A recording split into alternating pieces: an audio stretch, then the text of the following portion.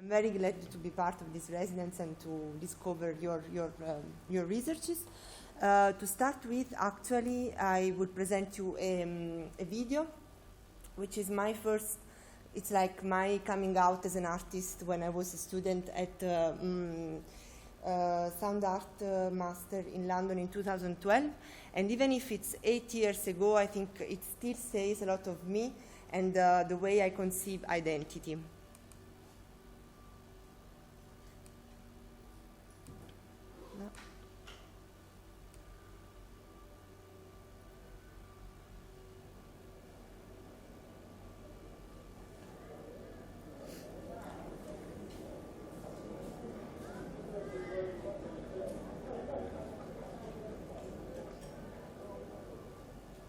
I am Anna Raimondo. I'm 31 years old. I'm white. I'm Italian. I'm Mediterranean. I'm European. I'm a daughter. I'm a sister. I'm a girlfriend. I'm monogamous. I'm unmarried. I'm a woman. I'm a feminist. I'm a Buddhist. I'm an artist. I am casual worker. I'm middle class. I'm cold. I am wet.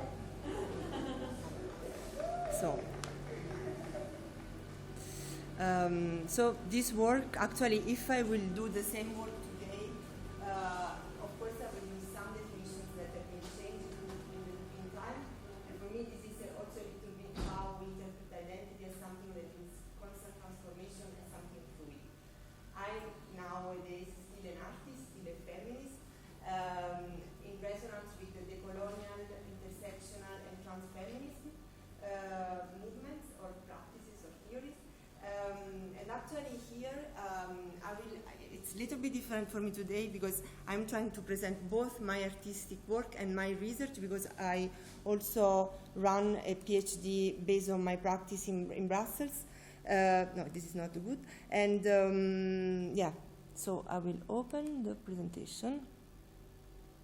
As you see, I'm obsessed with sea and fluidity, so this is just another way to present myself. So actually, during the residency here at the IMéRA, I will try to go deeper to my PhD research, which so far has this name, New Genders of Listenings, Voices, Bodies, and Territories. And in this moment is the title because in a way it synthesizes the main words, the main topics of my research. New genders of listening, it's not probably new, but I'm trying to really conceptualize and exploring what could be a gendered listening, a kind of approach toward the realities and toward perceptions of reality through listening, but with my feminist positions. Voices, bodies, because all my work is based on situated knowledge and encounter of people, and it's always oral, so voices have a very important place, bodies of course as well, and the territories, because in my work a lot of time I'm trying to narrate places through the meeting of the others. And so actually in my PhD research, I will try to put in dialogue sonic studies, contemporary feminist theories, and feminist urban geography. Before to dive a little bit more into the topics of my research, for me it's very important to share where do I listen from. And in this question, I'm paraphrasing Michel Foucault, where do I speak from? Because as an artist, my process is based on listening, and so for me it's important always to, in a way, refer to this located knowledge of Donna Arabi, and so to be aware about the fact that I'm white, I'm cis, I'm European, about all my privileges. And of course, when I'm listening, I'm also aware of about the fact that I'm white. Before I was ironically smiling because it was black, but there is not white people, and I know that it's something when I listen to other people, and I have to be aware that actually feminism is not something universal, but it's really about situated probably feminism. Each one has his or her own fight and community fight. So of course for me Françoise Berger is a very important reference because of the importance of acknowledging that the South and the North, for example, is already a big deal in feminism, and a lot of time as a white feminist we avoid to see other realities. And there are some nudes in this presentation, so if you want to see, you just close your eyes. This is a work I made in Buenos Aires, Le strade del femminismo sono infinite, the path of feminism are infinitive, and it's again an attempt to paraphrase an Italian Catholic proverb, the paths of God are infinitive, and with this gesture of blessing, actually what I would wanted to do is to bless each feminist path. And so in the exhibition in Buenos Aires we have little, I don't know how to call this in English, neither in French, but you know, the Catholic little figures in which audience and viewers were invited to put their own prayer, feminist prayer. Ah, voilà. Madre Pia. So actually, for me, of course, when I speak about listening, I speak about a territory of negotiation, not necessarily to find consensus, but sometimes to recognize the difference and to work with the dissonance and work with the other. Here are the main questions of my research so far. What does it mean and imply to define oneself as a woman? Because for me it's a question of self-identifying. It's not a question, of course, of anatomy and biological position. What does it mean to perform gender in public spaces, and how could public spaces remind us of our genders? What are the implications of shifting from a gendered perspective to a gendered listening? And this is really the core of the last 2 years of my research. What it will be like if gendered listening was to become a bodily, theoretical, as well as an aesthetic and political tool, very long, to explore the organization of urban space within specific territories. And here there is a link to what you were saying before, the importance of the auto-narration, the narrations, the histories with the not the capital H, and how we deal with that when we speak about specific territories, and how we can remap eventually a territory starting from this approach. Objectives, a theoretical survey and reflections about the act of listening, the acts, I would say, of listening, the practices of listening, and its relation to the binary construct of gender, to put in dialogue a corpus of feminist theories and sonic studies. I already told you all this, and something that I didn't tell you, and it's also one of the topic also of my research because I'm still an artist, it's also to reflect on how to formalize the fragile processes of a meeting, the listening process in a plastic or not, or sonic, just sonic way, in a context, in an artistic context. About my methodology, all my work is based on meta-listening approach, and it's also a lot of time is participatory. Actually, today, if we have time, I will do a little bit of this with you, because actually it's about reflections on listening while listening, and this is a little bit also an echo to what you were saying, Seth, about how we are educated, no? Also to listen, because there is a lot of bibliography about how we are educated to see, and so a lot of capital bibliography about feminism and visual art, but what happens when we listen? And there are a lot of things that I could say that I don't have time, but what I found very strong in the possibilities, political possibilities of listening, is that when we listen, especially when we are in radical listening, we have no proofs, we have no certain preferences, and so in a way we really activate our subjectivity to interpret what we heard, and in a way rather we reconfirm our stereotypes a priori, rather we can contribute to of the construction of something that still not exists. So the famous not yet, no? And as a feminist, I think this is very powerful tool. And so, as I said, the part that I've been developed more in these 2 last years, and I write some little articles as well, but not like you, a couple of little things, is really about gendered listening.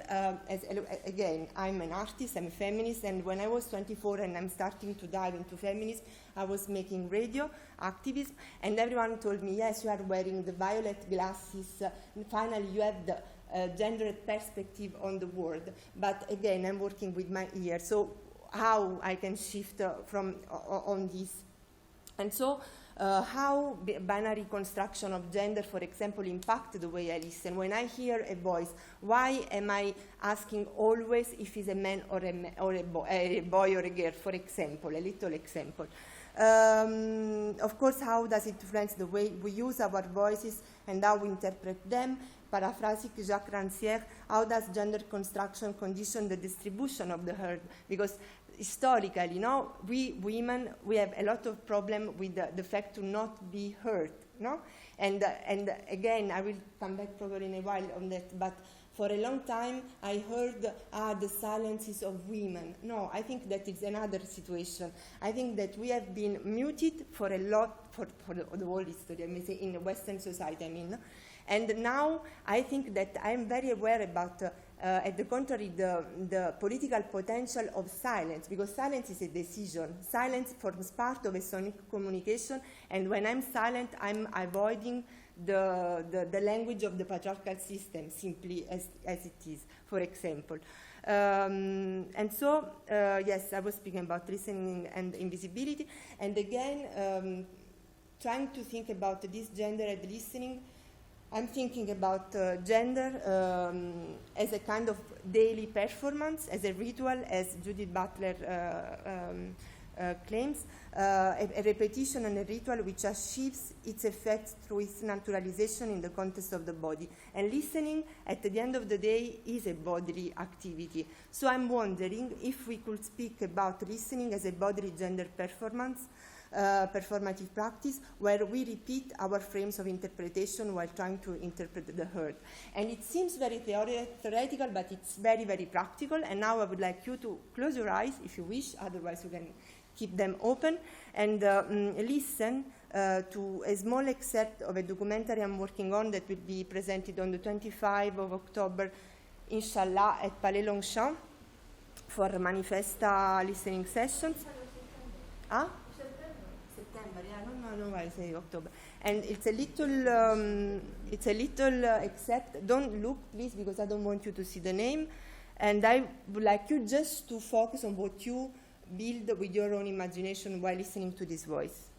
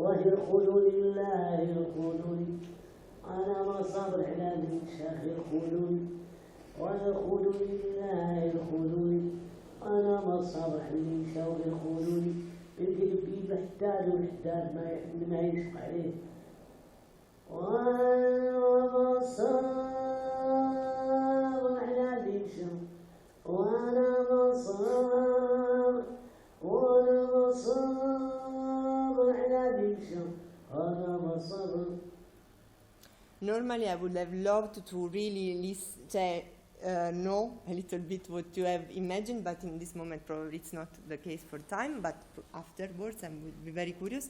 But to block your imagination, it's Miriam Sweat. It's a biologically woman I met in Marrakesh, and she's the only biological woman in Place Jamel Fna, which is a square of the artists in Marrakesh.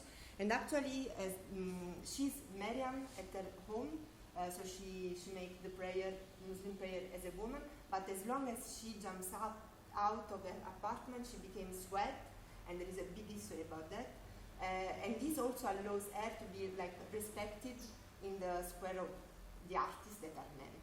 And I think that in this voice, in her voice, in their voice, we can really find this complexity, that we have while we listen a voice. And so there is a Danish enterprise which has created a genderless voice, digital genderless voice, and they're very proud about that because they make a voice which you can really not recognize its gender, because so that for them you avoid the sexism in listening. But for me, this is again the problem. I think that the problem is not the sound, the source of the sound. The problem is how we interpret the reality, the people, no? And how can we go beyond these dichotomies that are building ourselves? Yes, so a little parenthesis about silences. As I was telling you, for me it's a really part of the research, the uses of silences, and not just the uses of personal silences. I can give you a list of women demonstrations or just demonstrations of people, for example, in Uruguay, that are just silent, and I think that it's even more powerful than the speech sometimes, no? And again, as a feminist, I come back to my body, and I remember again, when I became a feminist, there was this desire to rediscover also our vaginas, and there are a lot of books that explain how you can recognize your body, and I say again, the vagina, the bodies of women are always represented, are always observed, and often by men. And what if I listen to my vagina? What would happen? And I'm enough crazy to put an hydrophone and to listen really my vagina. And I actually thought that beyond the experience, it was very interesting because I was connected with some vibrations, silences comes out from my body. And what if really we think to listen to vaginas? What could metaphorically, poetically, symbolically, conceptually imply? And while I was writing a little article on that, I come up again and nude, close your eyes if you don't want to see, this work which is called Nada que declarar, Nothing to Declare. I think it's not, it's quite clear the attempt, but again here the megaphone has a plastic dimension that reminds also a queer bodies. It could remind the queer bodies, but at the same time it's the tool of giving the voice, no? And I'm giving the voice to my vagina. And with this figure, with this icon, I intervene in School of Art in Buenos Aires and then in Brussels, asking students to portray me while I was embodying a very famous nude in the history of art. In these moments, here in IMéRA, at IMéRA, I would like to focus more and more about the relationship of this part of my research with the urban geography. So really to create this, I'm starting, but of course I will take my time here to really dive on it. And so which role does gendered listening play in relation to territories and urban space? When it could become a tool of emancipation and transformation of the urban and public space, and other questions that are coming. Just to finish my presentation, actually, all this research, that it's also a theoretical research, comes up from artistic project. This is one of my brother, Ivano, my other brother, Diego. Both of them are gynecologists, and my father is gynecologist, so I come from, and I'm becoming a feminist. It's quite logic. And actually, one day, Ivano sent me this picture, like, I done my last conference, New Boundaries of the Well-Being of Vaginal Ecosystem.